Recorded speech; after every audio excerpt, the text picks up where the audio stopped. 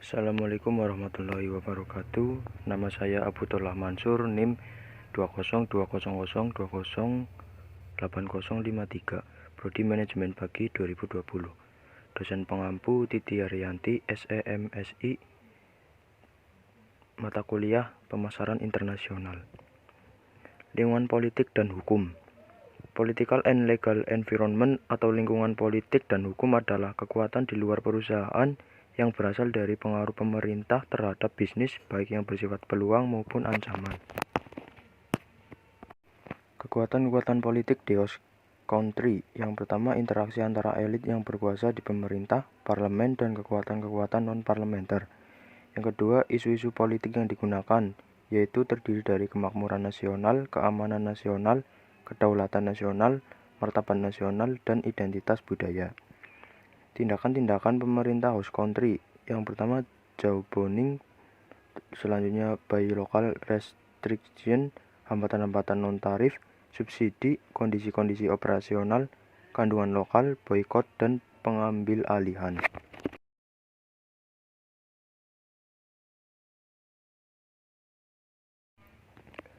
Lingkungan hukum.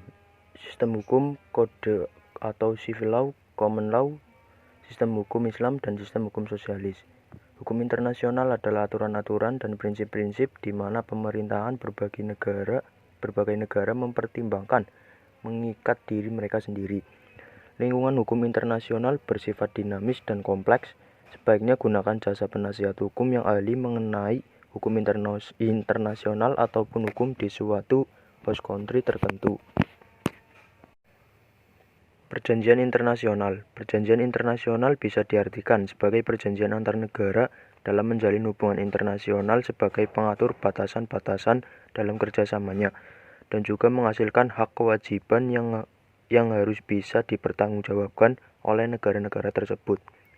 Tahap-tahap perjanjian internasional: yang pertama, perundingan; yang kedua, penandatanganan; dan yang ketiga, pengesahan. Berbagai isu tentang lintas negara. Yang pertama ada perdagangan orang dan penyelundupan manusia, yang kedua kejahatan korupsi, ketiga kejahatan narkotika dan obat-obatan terlarang atau narkoba, yang keempat kejahatan perikanan, dan yang kelima kejahatan lintas negara baru dan berkembang. Sekian dari saya, kurang lebihnya mohon maaf. Wassalamualaikum warahmatullahi wabarakatuh.